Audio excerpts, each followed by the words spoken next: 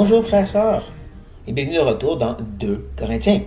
Nous sommes le chapitre 11. On avance dans cette attaque puissante de la part de Paul, se rappelant que ces judaïsants, ces faux enseignants avaient attaqué, souillé le caractère de Paul, sa personne, son message, et que bonne partie de 2 Corinthiens, c'est Paul qui se défend. Au premier, il était un peu plus passif. C'était plus une défense personnelle auprès des Corinthiens. Il bâtissait des ponts. Maintenant qu'il l'a bâti, il s'en va à l'attaque de l'autre côté, contre les faux enseignants. C'est plus un combat main à main cette fois-ci, depuis le chapitre 10. Il a commencé par détruire les forteresses de faux raisonnements qui venaient de ces hommes-là. Des faux raisonnements comme on se mesure nous-mêmes par nous-mêmes. Voici notre mesure à nous, c'est moi je suis un bon enseignant parce que lui le dit. Puis lui il y en a un parce que moi je le dis. Et donc c'est circulaire. Paul dit non, la mesure de Dieu, c'est est-ce que ça change les vies? Est-ce que ça édifie? Est-ce que les gens ressortent matures et une meilleure compréhension de la vérité de Dieu? Et comme il ose dire, ici à Corinthe, depuis que moi et mon équipe, on était auprès de vous pendant plusieurs années, et des lettres et des visites, est-ce qu'il y a eu des changements? J'ose croire que oui. J'ai paraphrasé un peu le chapitre 10, mais c'est ça l'idée. Et donc, il rentre dans le chapitre 11, et il revient à l'attaque, il leur demande de le supporter. Cette petite expression de supporter va comme vraiment nous enligner pour le reste du chapitre 11 de certaines façons.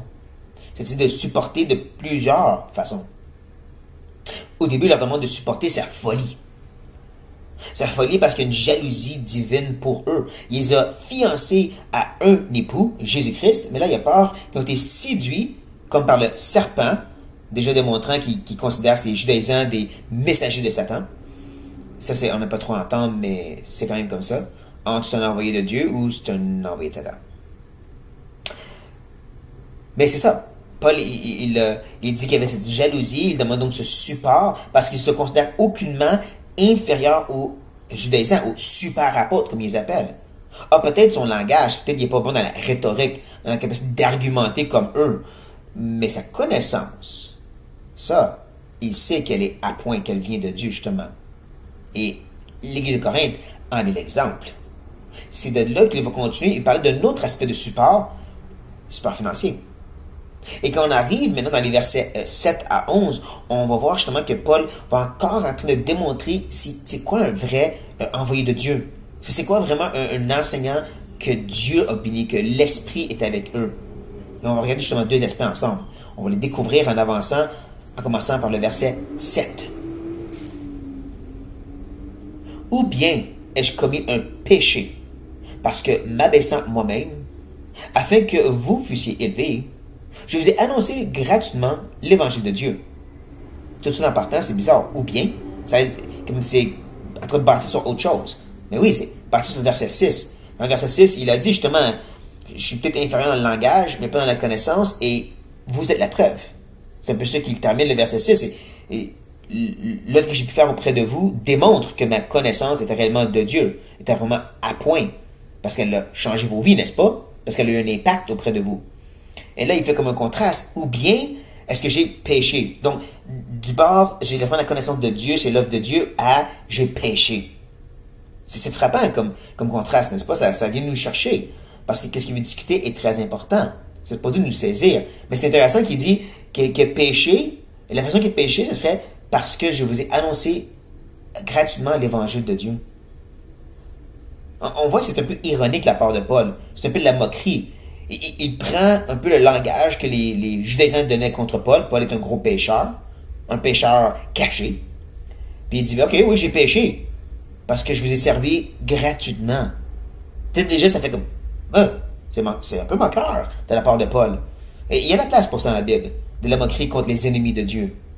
Il dit, oui, c'est ça, j'ai péché par le fait que je me suis humilié pour vous élever. Encore, c'est quoi? Exactement. Les Corinthiens de se poser la tête et dire, c'est vrai que c'est un peu ridicule ça. T'as raison, Paul. Parce que oui, Paul, il était prêt à se vider, à se sacrifier, à se donner pour qu'eux soient élevés. C'est pas à propos de ma vie, combien que moi je peux avoir, c'est à propos de comment vous pouvez être supportés. Vous voyez encore un peu l'idée du mot du début. Mon intention, c'était de vous élever, vous supporter, et pas que vous venez à mon secours, comme il va continuer à expliquer à travers de notre passage. On va au verset 8. J'ai dépouillé d'autres églises en recevant d'elle un salaire pour vous servir. Et lorsque j'étais chez vous et que je me suis trouvé dans le besoin, je n'étais à charge à personne. Déjà, on devrait être un peu étonné par le mot dépouiller. Et ça parle vraiment de dépouiller dans le sens voler. Parce que Paul continue sur le langage des judaïsants. Comment que eux se moquaient de Paul, comment eux attaquaient son caractère. Paul dépouille. Il veut vous voler, il veut profiter de vous, chers Corinthiens. Paul dit, oui, j'ai dépouillé les autres églises. Il utilise le langage, mais bien sûr, encore, c'est de l'ironie, c'est un peu de moquerie. Parce que comme on va voir, c'est pas vraiment qu'il a volé les autres églises. Les autres églises ont voulu supporter l'œuvre de Paul. L'œuvre de Dieu, je devrais dire, à travers Paul. Donc, quand il dit qu'il a reçu un salaire, on voit déjà, il ne parle pas d'avoir dépouillé. Il est juste en train de moquer. Donc, il a dit, j'étais prêt à faire ça pour vous servir. Donc, d'autres églises me payaient pour être votre pasteur.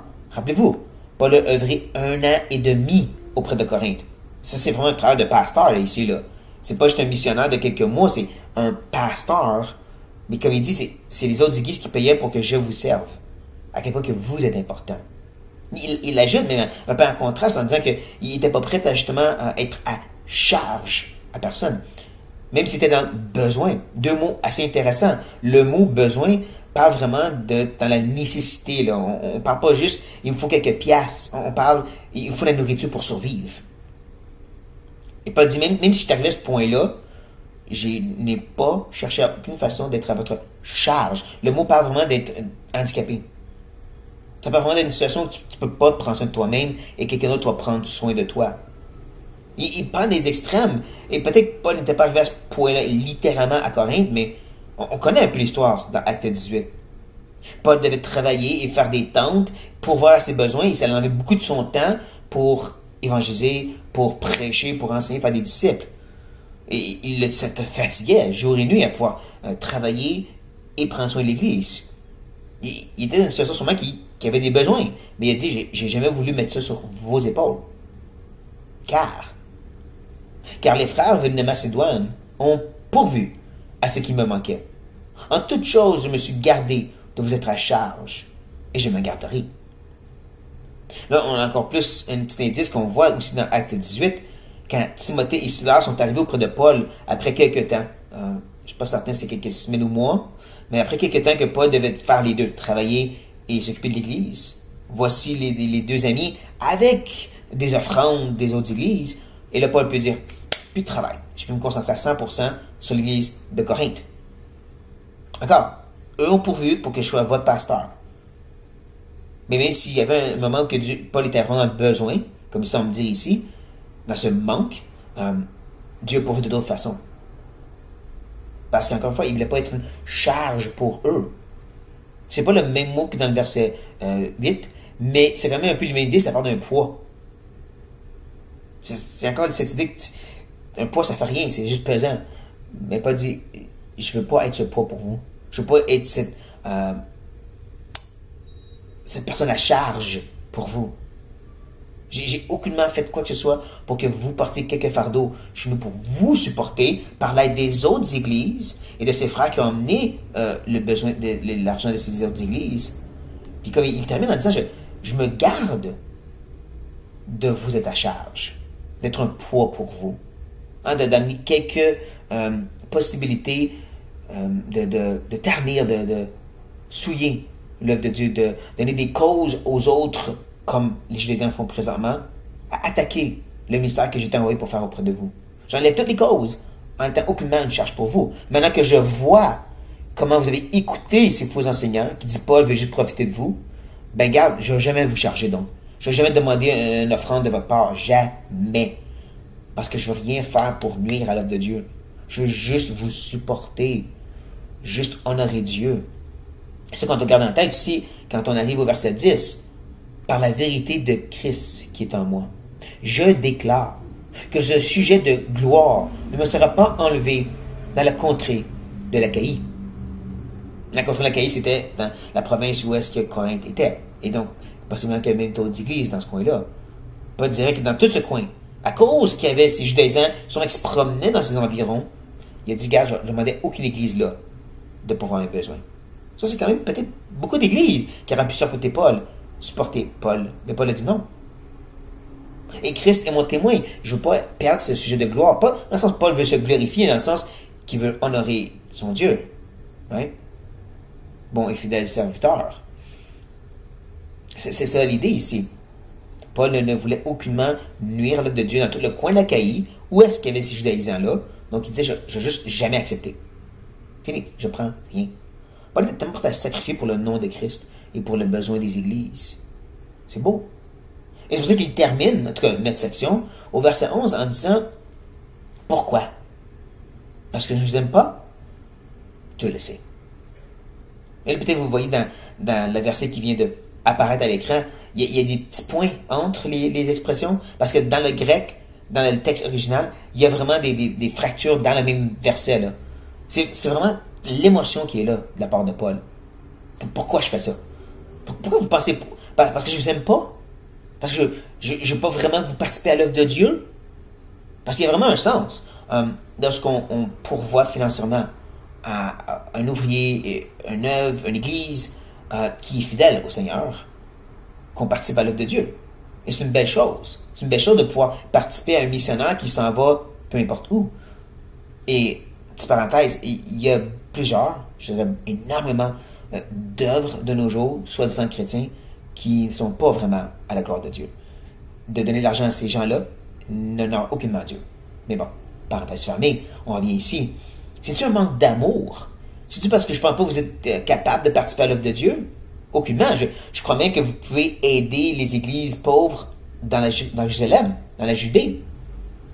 Donc, c'est pas que je ne crois pas capable. C'est pas un manque d'amour. Même au contraire, j'arrête pas de vous dire à quel point que je vous aime et je veux vous supporter. Et je vais enlever tout obstacle à pouvoir vous amener l'Évangile.